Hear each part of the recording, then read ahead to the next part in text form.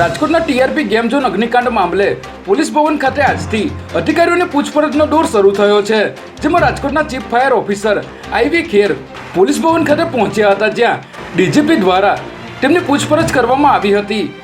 આ મામલે તમામ ટોચના અધિકારીઓને પણ પોલીસે તેડું મોકલ્યું છે, ત્યારે આઈએએસ અને 3 આઈપીએસની ડીજીપી દ્વારા તબક્કાવાર પૂછપરછ કરવામાં આવશે। જોકે આ મામલે હવે એક પણ વ્યક્તિ ગુમ ન હોવાનો સરકારે દાવો કર્યો છે, જ્યારે 24 મૃતકોના પરિવારજનોને 93 લાખ રૂપિયાની સહાય પણ ચૂકવી દેવામાં આવી હોવાનું આજે મંત્રી રાઘવજી પટેલે જણાવ્યું હતું।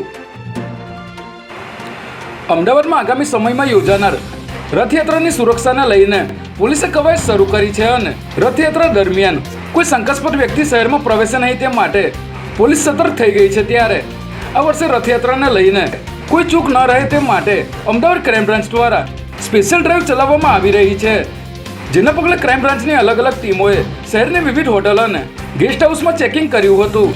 સાથે જ રથયાત્રાના 21 કિલોમીટરના રૂટ પર સીસીટીવી લગાવવાની કામગીરી પણ શરૂ કરી દેવાઈ છે। આગામી 1 જુલાઈથી ભારતીય નાગરિક સુરક્ષા સંહિતાનો વિધિવત અમલ થવાનો છે, ત્યારે આ કાયદામાં મેટ્રોપોલિટન મેજિસ્ટ્રેટ કોર્ટની કોઈ જોગવાઈ ન હોવાથી હાલ શહેરમાં જે પણ ચીફ મેટ્રોપોલિટન મેજિસ્ટ્રેટ કોર્ટ આવેલી છે તે હવેથી chief judicial magistrate court Ahmedabad શહેર તરીકે ઓળખાશે।